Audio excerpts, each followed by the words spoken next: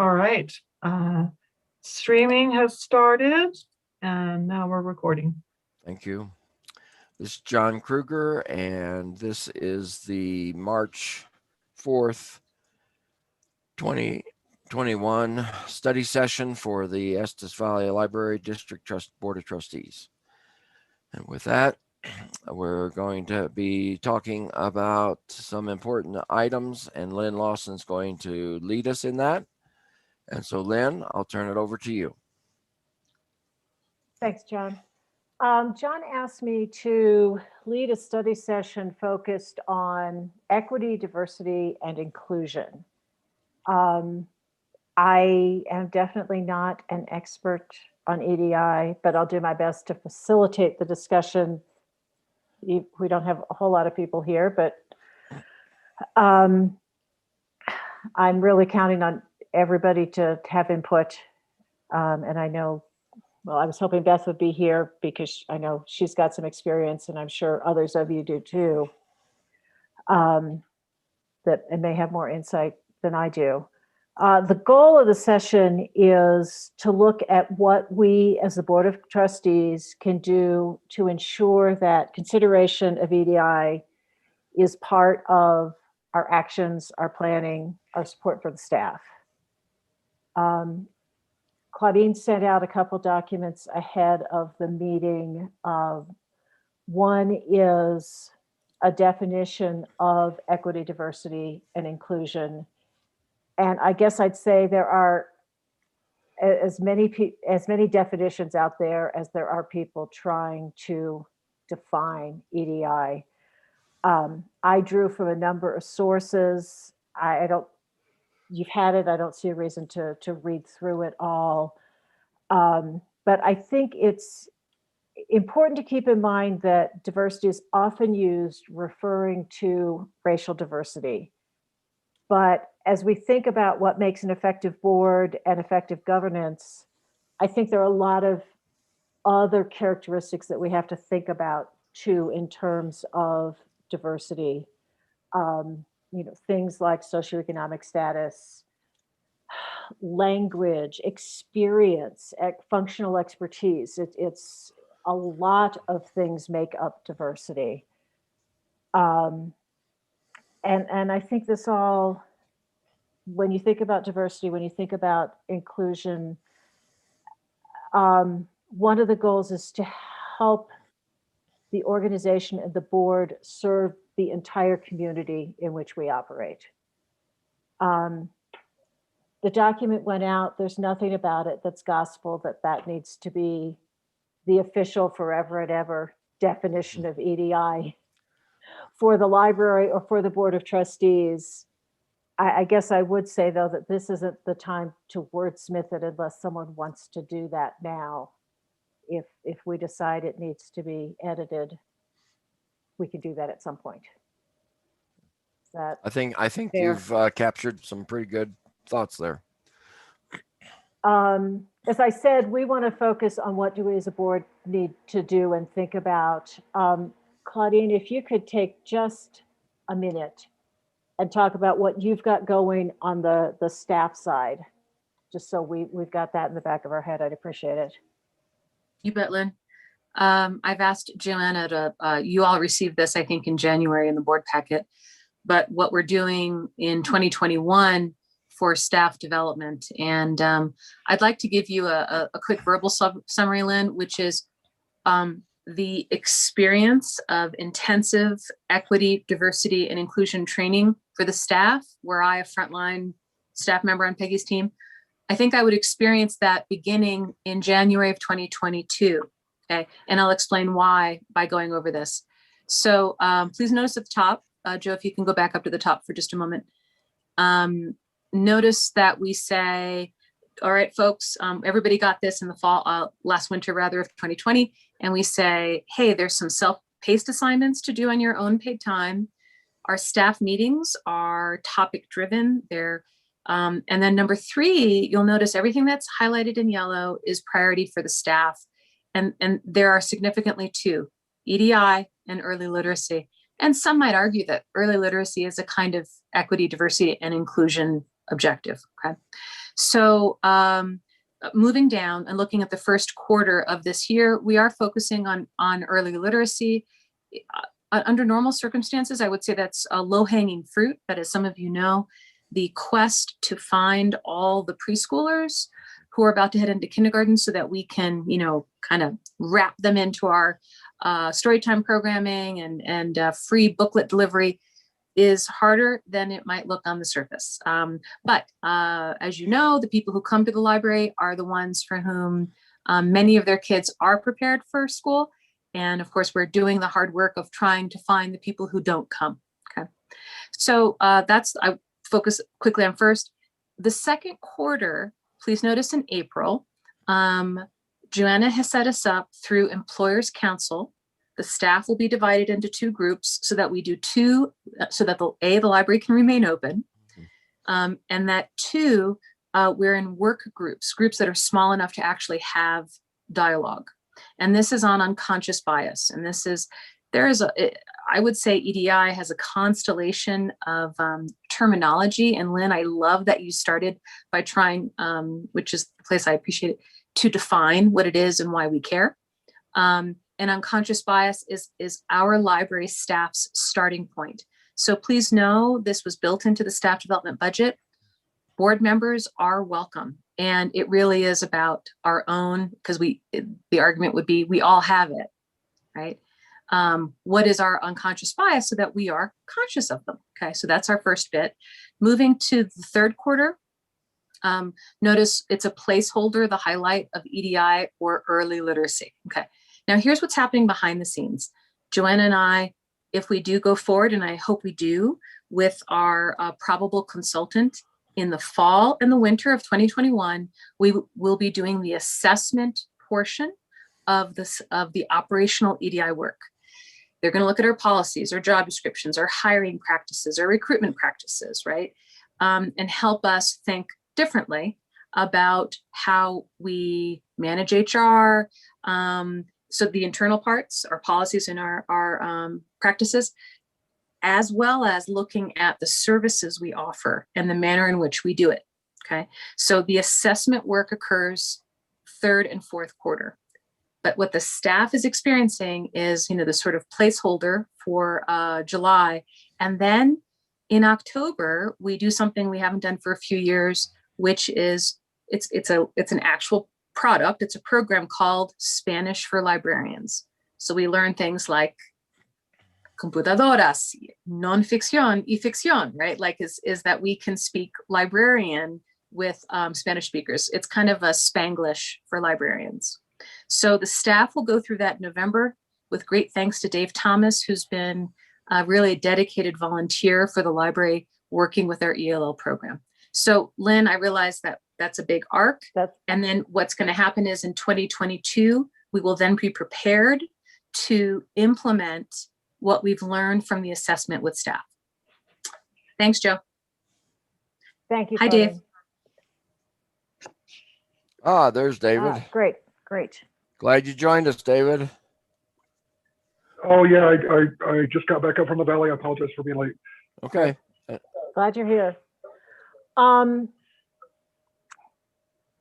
the other piece that was sent out ahead of the meeting was some demographic highlights of the Estes Park community.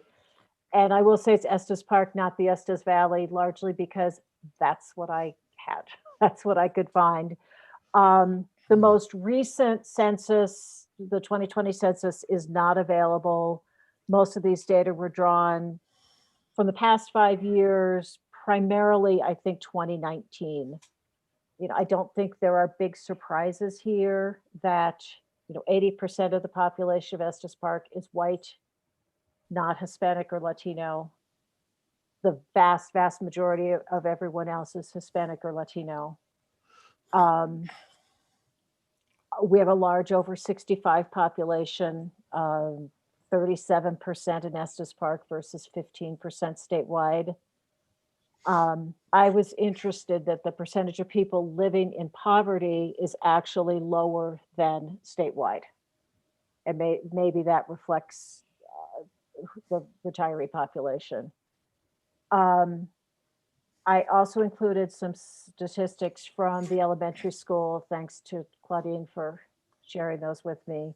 They're a couple school years old, but still are, I'm sure, are pretty representative. That 29% minority students, and I think given what we know about the town, we can assume that that's Hispanic or Latino.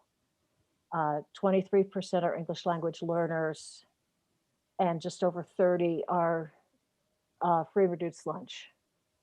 It just gives us a picture of who's in the school. And I think when Claudine referred to early literacy and making sure kids are ready for kindergarten, that population, I think we can assume, looks very similar.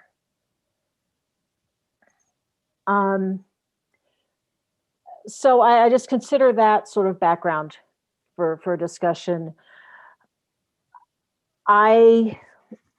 United for Libraries had various resources available looking at EDI. There was one presentation that came from last year's virtual conference that seemed to be pretty useful.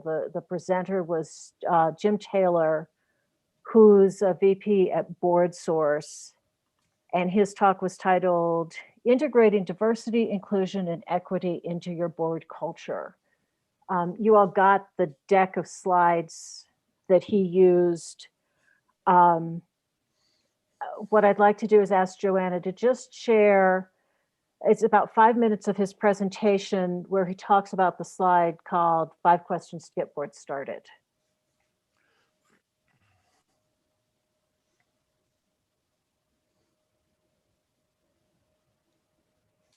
I don't have sound, Joanna.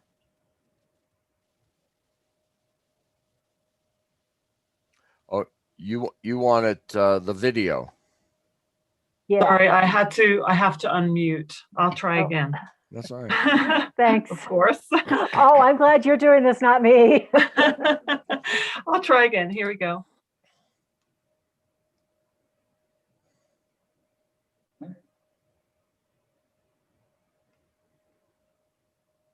Nope, still not hearing No. him. You're still not hearing any sound? Not from him. That. Are you hearing it? Oh yeah, Huh. I am. And he's at full volume. So let me move my computer and see if that helps. Yeah, let's see. I'll try again. Otherwise, I'm not quite sure what to suggest. Hear that? Nope. Hey, Joanna, do you have your Yeah. headset on? No. Okay, well, I don't know either then. Thanks for trying. Sorry, Lynn. Okay, well, we won't listen to Jim's words of wisdom. And let me find, sort of look at that page.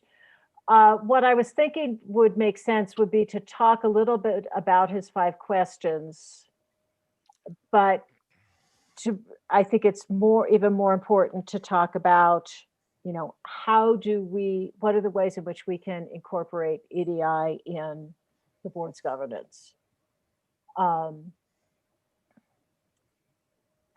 His first 2 questions are, to me, I think almost roll together into one. Is the organization's reputation being impacted by the current composition of the board regarding diversity?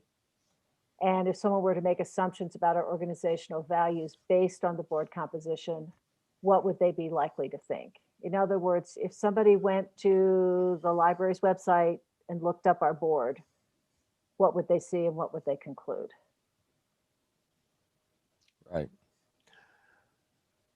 So you want some responses to that? Yeah, briefly. Annie? Well, I was just thinking that that makes the assumption, I mean, if you go back to what you were saying, that diversity actually includes skills and other types of things that what you're saying then is we're just looking at a visual. So we make the assumption when we look at our board composition that everyone's just a white, privileged, rather than, right, which we probably are, but just, but I'm just saying that doesn't take into consideration the skill set, the expertise, the lived experience. How do you visually explain that to people? Anyway, that's actually an interesting, if you leap that forward to say, what do we do? Part of it is presentation. That should we present something different, something additional on the website that fleshes out some of that diversity? Good point. Yeah. By the way, Susan, I would welcome you to unmute and share anything tonight as well. This is just a study session, so you're more than welcome to participate. I didn't say that earlier. Okay. I guess I would think that any of our reputation elements would probably come back to Claudine for the most part. Have you heard anything at all about, over the years, not just currently, but over the years, about the makeup of the board? You're muted. Thanks, John. Very mildly, John. I think without being too glib, the most frequent observation I have received from others is you sure have a lot of educated people on your board. We do tend to attract engineers and educators. And I think the only times I can recall question of diversity is by the board members themselves, trying to determine how to attract and retain board members from not engineering education, and definitely from our Spanish speaking folks. So I'm going to say, sorry, it's external thinking. My recollection is largely the board members themselves interested in visual, Annie, I think it's a really great way of saying, of diversity that represents that an effort to find people who aren't all white and as described. Well, I guess from my perspective, my focus in the past, whether it was on the Friends and Foundation or the trustees, in wanting to look for individuals, is their skills and talents. I don't think I've ever primarily biased based on anything else. Given our population, most of those skill sets are probably going to come from whites, non-Latino or Hispanic. Now, I don't know that for an absolute fact, but I guess what we don't hear from is that other part of the population. We don't tend to get any feedback or discussion from them, even when we've tried. And John, I think you said something key is we have tried. I think this last time that we were looking for the vacancies that we had on the board, we did talk about how can we reach a broader range, whether it was, the Hispanic community, but we also talked about some younger people, parents, and I would just have to say we talked about it. I think we tried in our announcements of the openings. We're very open to that. It's just a lot of times it's not presented to us. I mean, these people are not stepping up. Right. David has something? Well, John, I was just going to add that number one, I would point out that we have always had gender diversity on the board, which I think is important.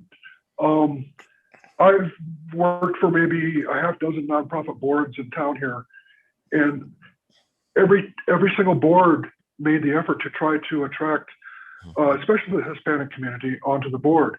And I think it has been our failure on reaching them properly to get them interested in it. But I just wanted to point out it's been a lack of success on virtually every nonprofit board I've ever been on. It hasn't been for lack of effort. It's just been lack of proper way to do it. Mhm. And maybe rather than trying to answer these 5 questions that, I think we probably have the gist of, are there other ways we can think about recruiting, maybe longer term? People that could be called on as advisors without making a full commitment to the board. I mean, are there some creative ways that we could think about getting the information, the knowledge of the community, and maybe in the short term, it's not as a board member, maybe it's some other way. This is Susan. I like that idea, Lynn. What I'm wondering, well, I have 2 thoughts. One is it can be very intimidating to think, oh, I'm qualified to be on a board. I mean, I think a lot of people, especially if you're looking for lower socioeconomic, non-managers, people who don't recognize the criticality of participating, and think it's covered by the old rich white people, then that's going to be intimidating. And so we have to make a special effort to overcome that. And my question is, has there been an outreach through, for instance, the Catholic churches here or any churches to find that diversity?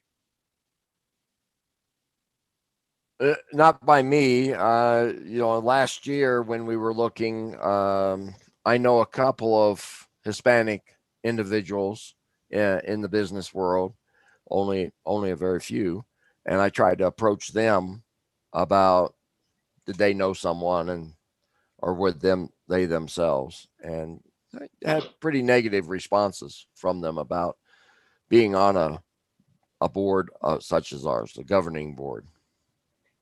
And what was negative? I mean, why not? Very specifically, it was we've tried in the past and no one really listens to us and does anything about what we say. That was the opinion. And like I say, it was just a couple of people.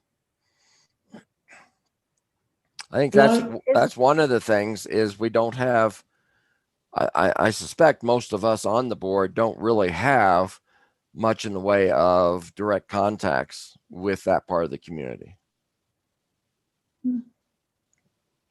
Is there an opportunity to work through someone who does, I guess I'm thinking about, is there an opportunity, say, with the schools? If we've got this early literacy goal,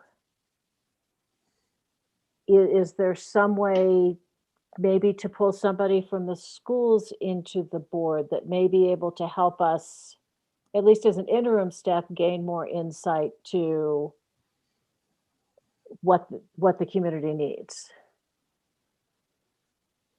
Is that somebody that's tried? Annie?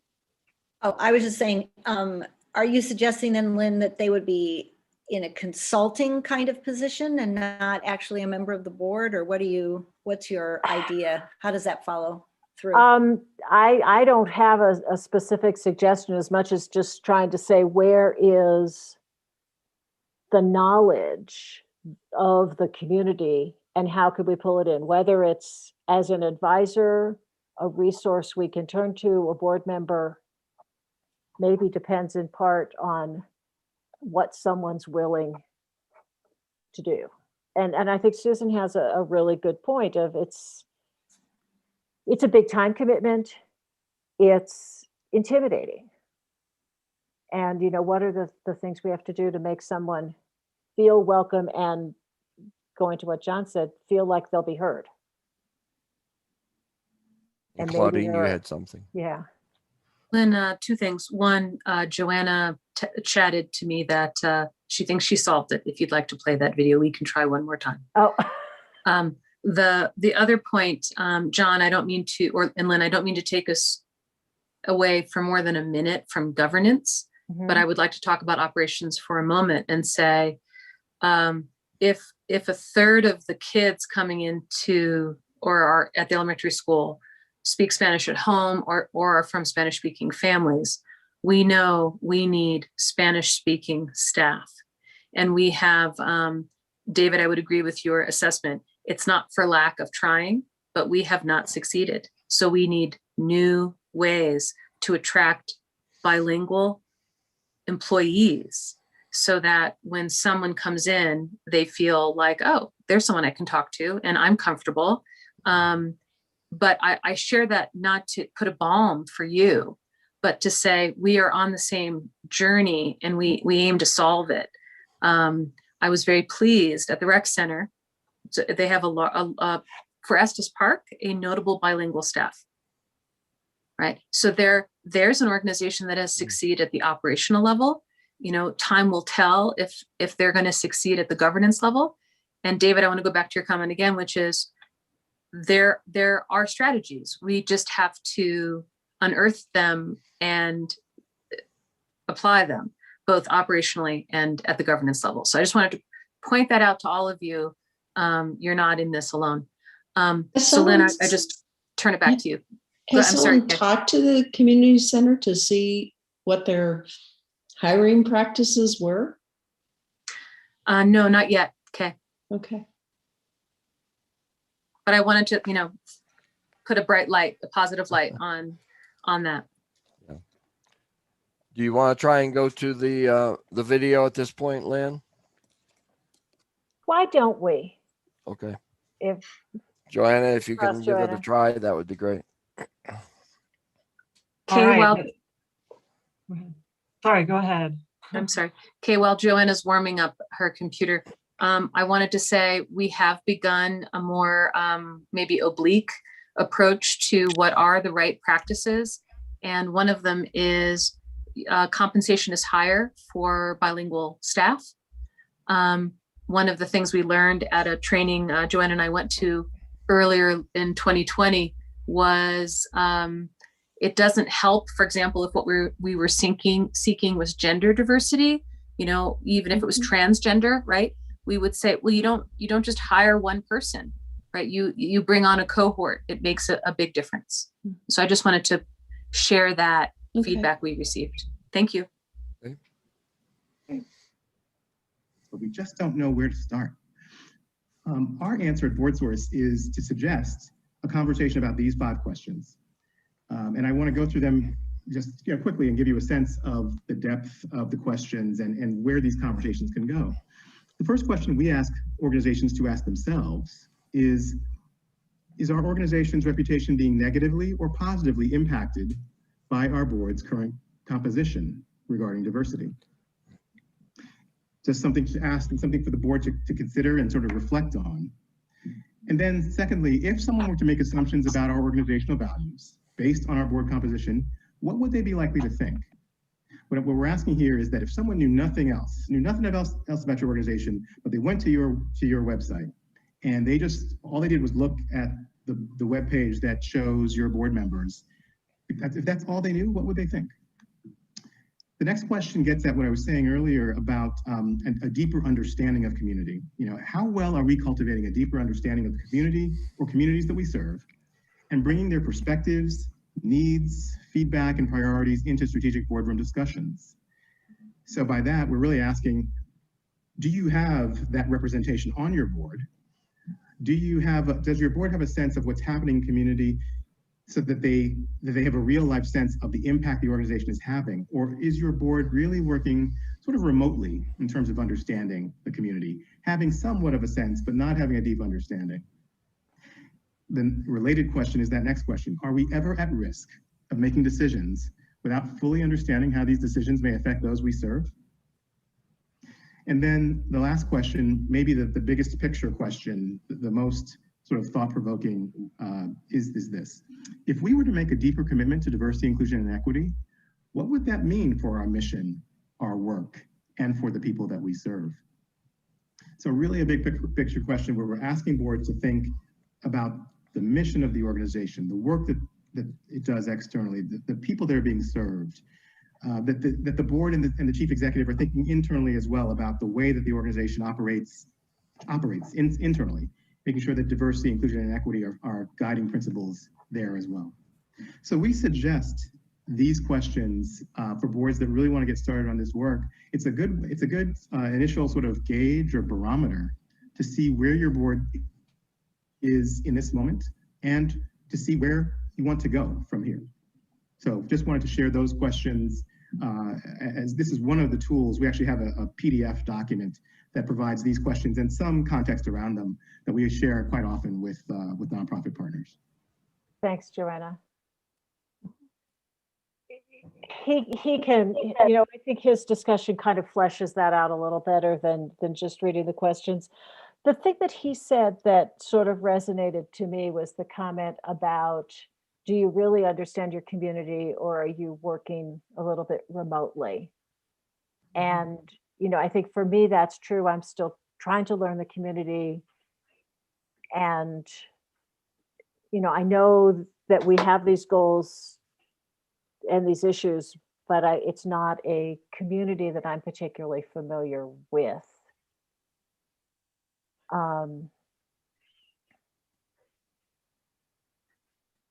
Okay.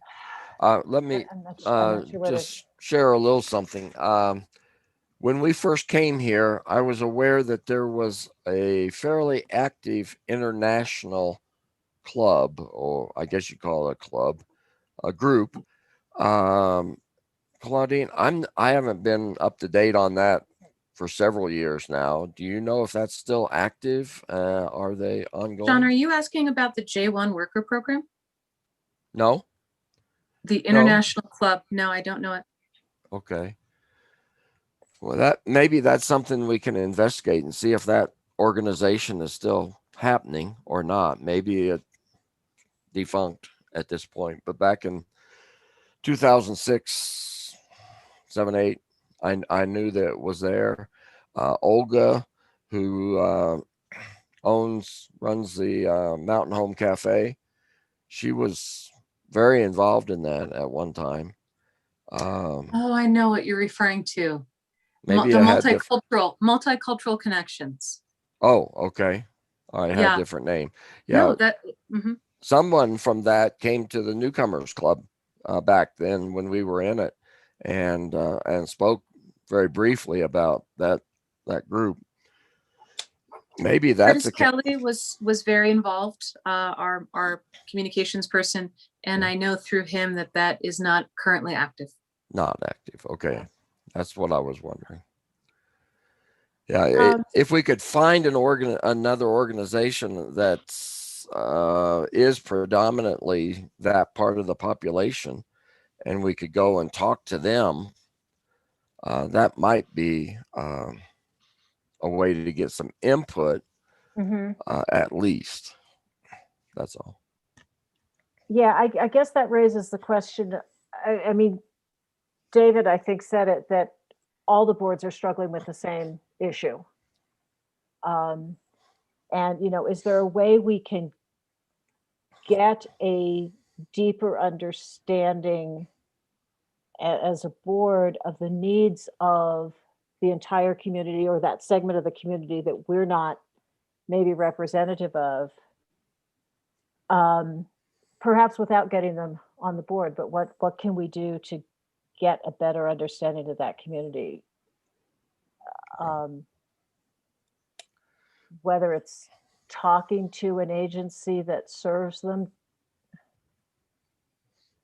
And I'm not sure, kind of, Claudine, where that fits with what the staff is doing to be sure that you understand the community when you're developing programs, versus at a governance level.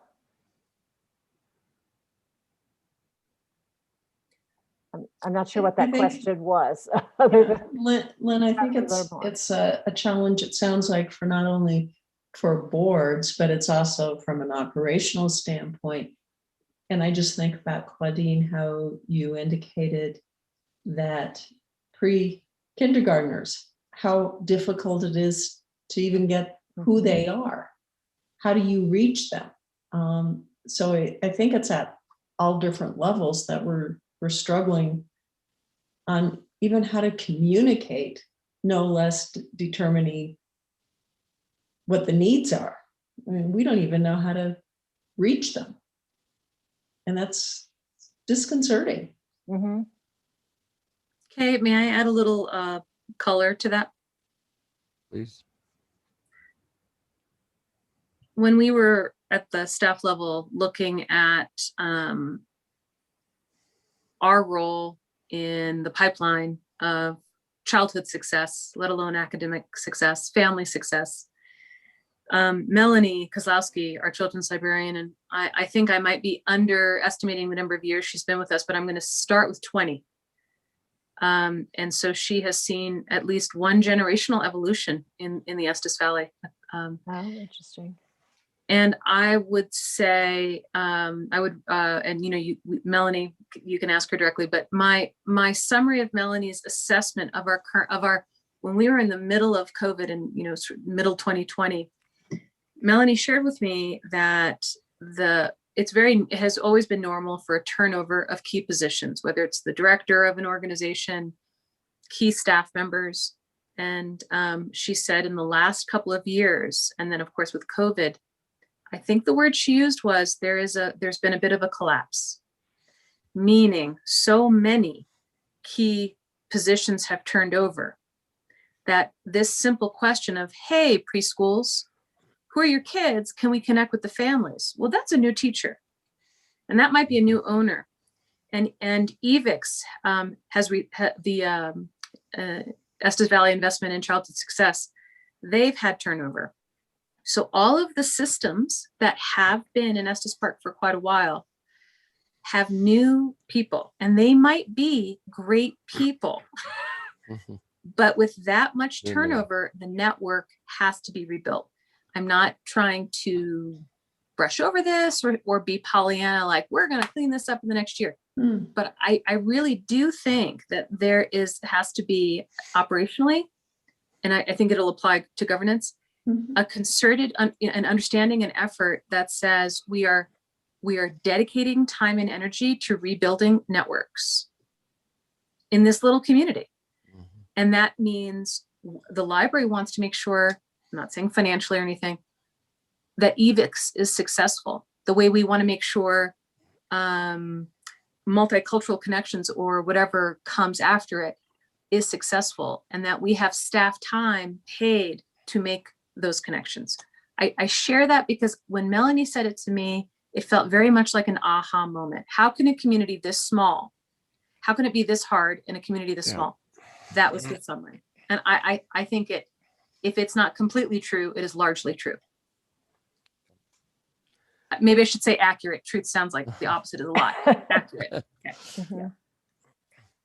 I guess, Annie, you may not know, I don't know how much you're at the bookstore. Sarah might have a better feel for it. How much of the Hispanic community, non-white, whatever, frequent Not- the bookstore? Not very often. Really?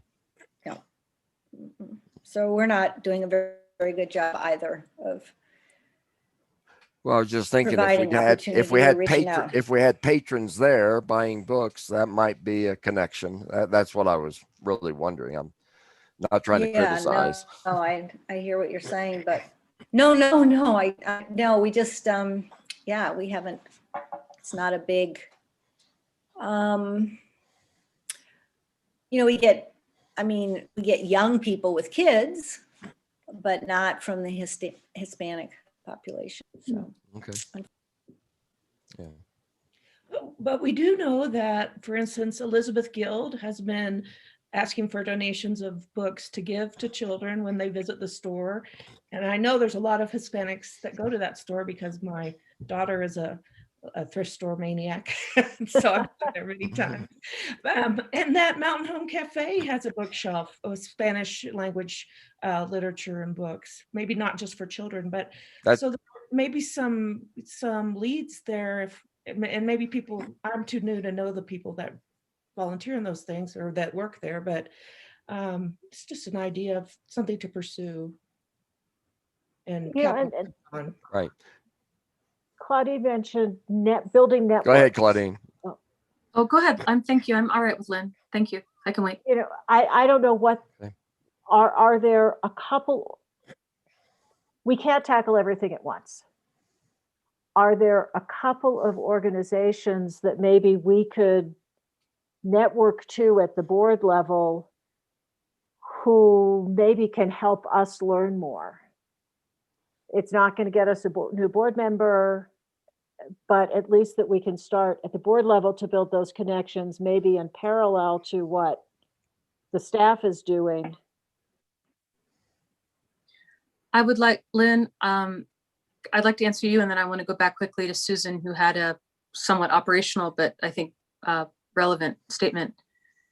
So Lynn, you know, one network that is intact is the intergovernmental managers. So all the director of all the various taxing districts, we meet quarterly. We meet virtually now. It's not the same as it is for anyone, but we are connected. And it's an onboarding system. You know, when there's a new director for an agency, we welcome that person, and it's just pure networking. There's not much else that occurs there yet. It was very useful to activate when there was an emergency response system during the wildfires. Just letting you know, like, the network exists, easy emails. I suspect, Lynn, that we are not the only organization in the Estes Valley whose board is thinking about EDI right now. Mhm.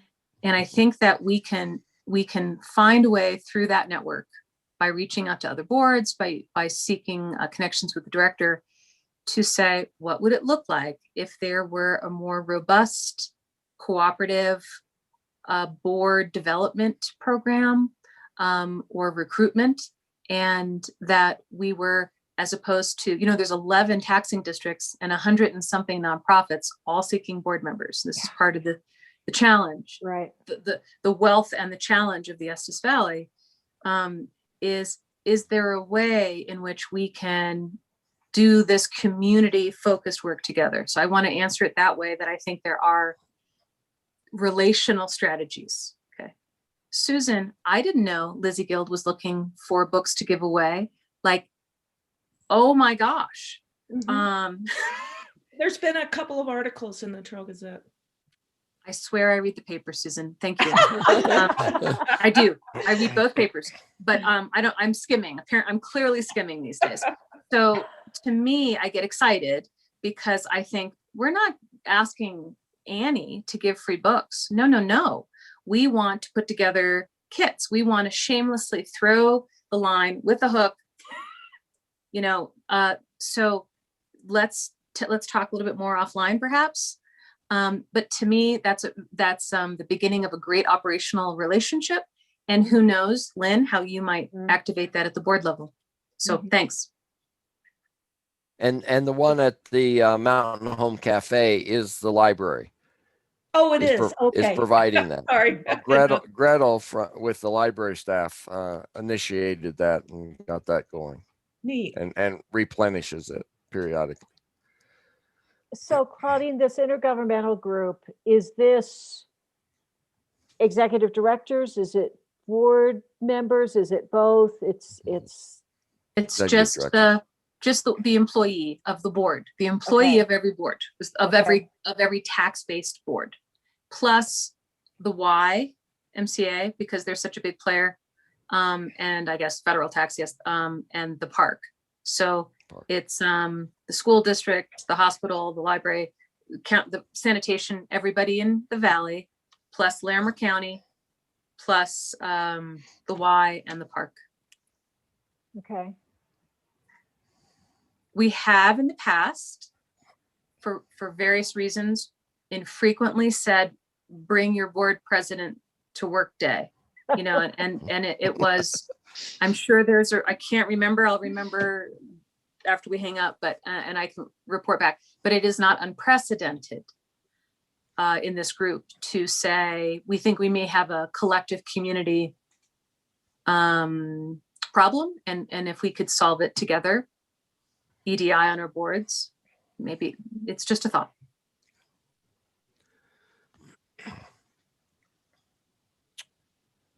You know, we've, David, please. David. Oh, no, Lynn, go ahead. Finish thought. You go, David. Well, I was just going to add at this point that with everything that's happened last year, I think the opportunity to rebuild networks, as Claudine was alluding to, and the outreach that Lynn's talking about is all very valid. I think the main question I've heard tonight that needs to be answered is something that John said. How do we overcome the perception that we are not listened to anyway, so why should we try? That is the key question to reach the community. And I think that's one thing I will focus on is what's the solution to that? I don't know, but that's what, when I heard John say that, it just kind of hit with me. It's like, that's a huge stumbling block for those communities to come in and work with us.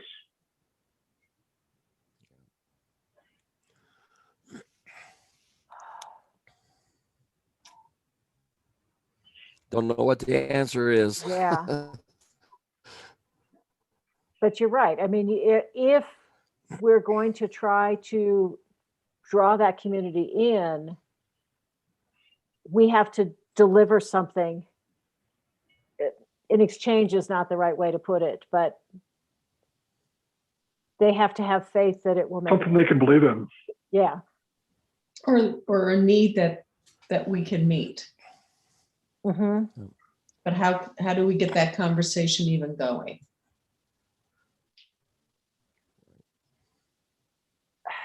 Is it, you know, is there an opportunity to, I hate to put it this way, but start small? That pick something very manageable and demonstrate that we deliver on it. I don't know if that's, you know, Susan's idea of books.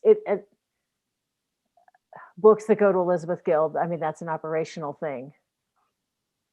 But is it initiating a few conversations, seeing what comes out of it, really listening and doing something?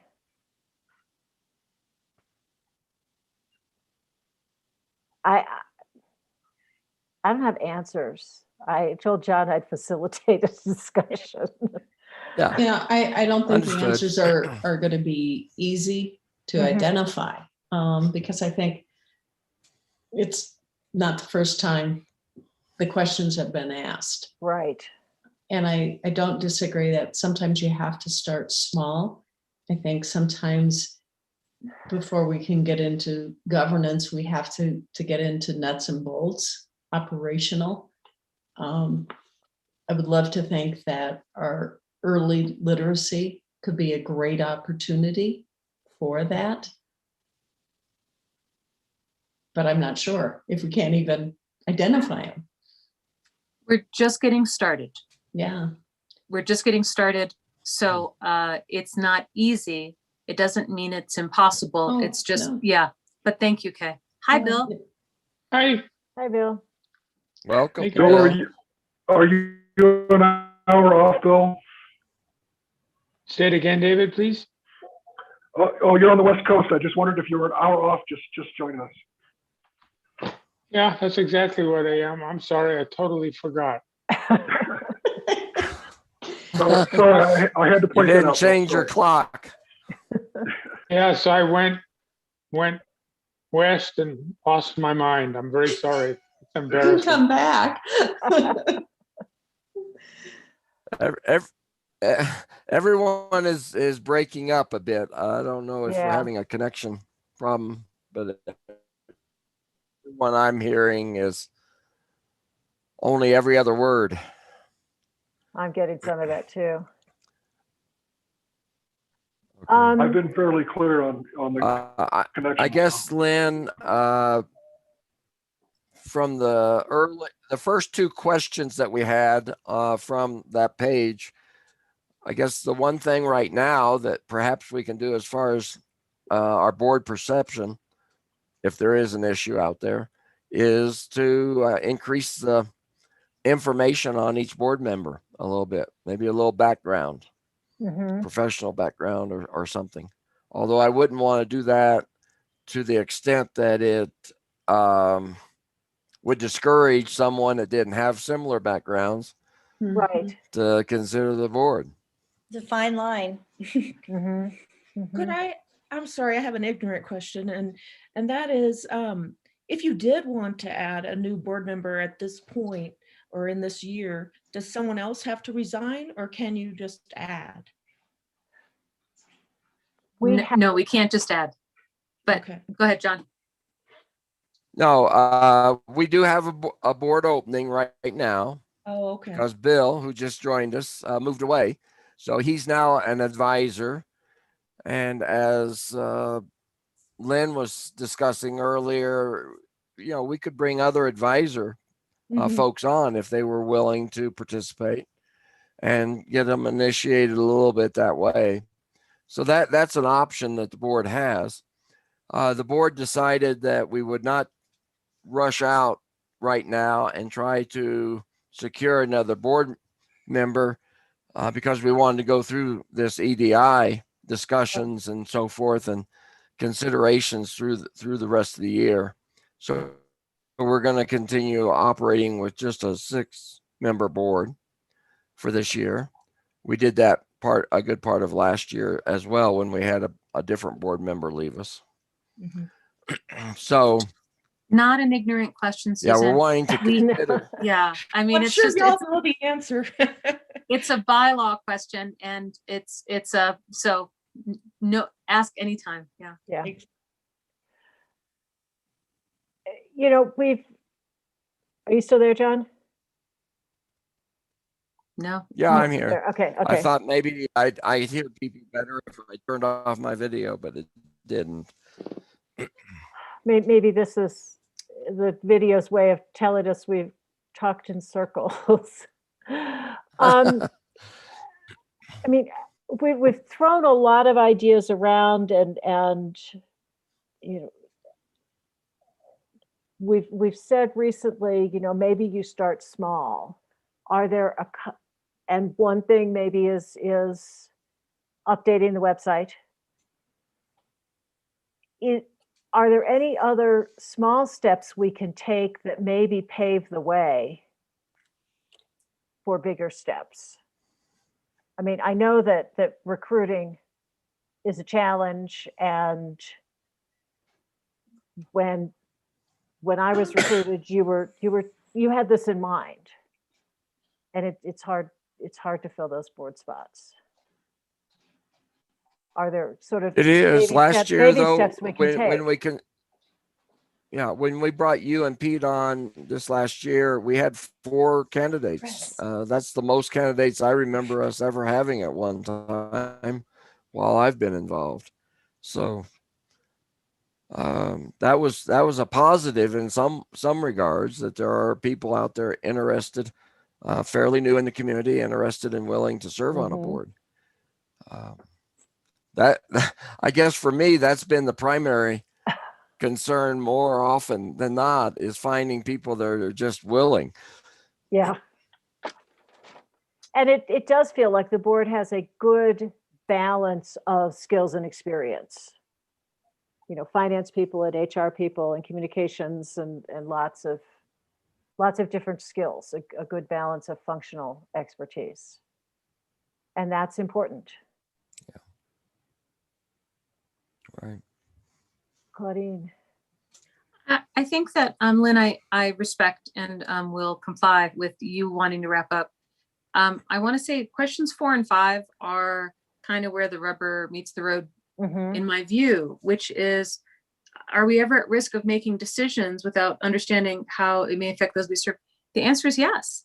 I looked at the 2018 patron satisfaction survey. Now, we don't keep that level of demographic data. We're limited to gender, and people can also choose not to fill that in. We probably should not make guesses on surnames. So with that said, the survey asked people to self-identify at the end, and I can forward that to you. It is now old. 2018 is now old data. But 1% of our respondents spoke a language other than English at home. And so we know our survey did not penetrate. So I want to say, there is John and Lynn and all of you, there's your work, and there's the library staff's work, and my job is to keep those connected and meaningful.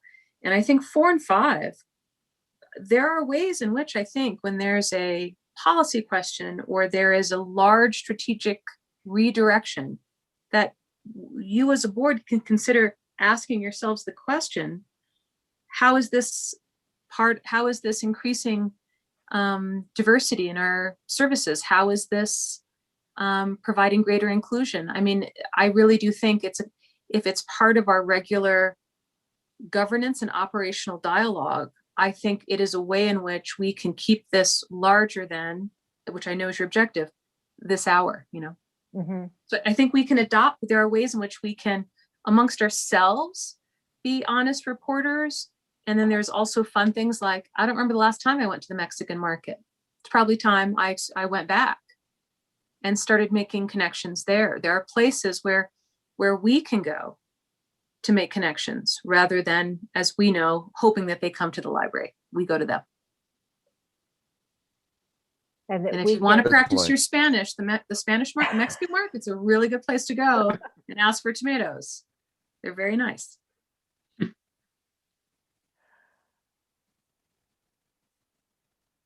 mean, Good point. if that's something that, and whenever we are making governance decisions, considerations, that we need to have, not even in the back of our head, but in the front of our head, how does this fit? Is it getting us closer to where we want to be in terms of serving the entire community? You can all be like Kay And- and super Socratic and saying, now, Claudine, how does this give us a deeper commitment to EDI? And I'm always like, let me think. It's a great question. And maybe that's the first small step as we think about the bigger ones. Fair enough. I guess we have been at it about an hour. If anyone has anything else to kind of share at this point, suggestions, thoughts, where we go next, please share them.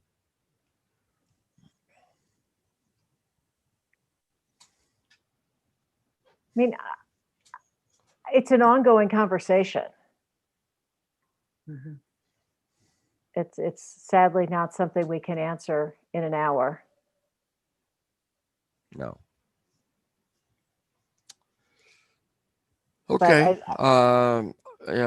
A few things for us to consider. Certainly on our active board meetings, making sure we ask that question on any topics, any actions that we take. And we'll stay in touch with what the staff is doing for now. As we move towards August, September, and actually put out there for new board members, we'll see if we can have any inroads in any of the community. If anyone does have contacts, in that community, we appreciate hearing back who those individuals might be that we could actually talk to in person. And it's not necessarily talk to about a board Anything position. else, Just- Lynn? I don't think so. I wish we had all the answers in an hour, but that's not realistic.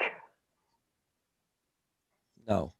I appreciate very much the effort you put into getting the material pulled together, and the session that you actually attended with United for Libraries on this. And we want the rest of the board members to know that that is out there and would be available later on, because the library has joined in that endeavor. Yeah. Anything else, Claudine, from you? I think, John, this isn't Lynn's job forevermore because she watched a 1 hour webinar, right? I wanted to remind everyone, Lynn, thank you so much, as John said, and it gets the conversation started. Thank you for being our conversation starter. But as a member of Government Affairs, Lynn and John, I would just propose that we meet monthly, that we make sure that this is something we're actively, it's an action item for us each month, or at least quarterly. And that will help us make sure that the conversation continues at the governance level. Makes sense. Definitely. We'll put it on our agenda each time. Thanks. Thank you, everybody. Okay. Thank you. Thanks. Thank you. All right. Well, thank you again, Lynn, and thanks everybody for your participation, thoughts. We'll try to keep this foremost in our discussions as we move forward. Annie and Susan, if you all have any other thoughts on this or contacts, please also feel free to share those. Thanks. Thanks, John. With that, Thanks, I Al. think I will close the meeting if there's nothing else. And a reminder that our board meeting for March has been canceled. So we will not have a March 15th board meeting. Our next gathering will be study session for April, and that will be the collections report from Kathleen. And Claudine sent out a request if you have any advanced kind of questions for her that she could prepare for based on what you saw from last year's report. Please send those in to Claudine. And with that, we'll call the meeting closed and invite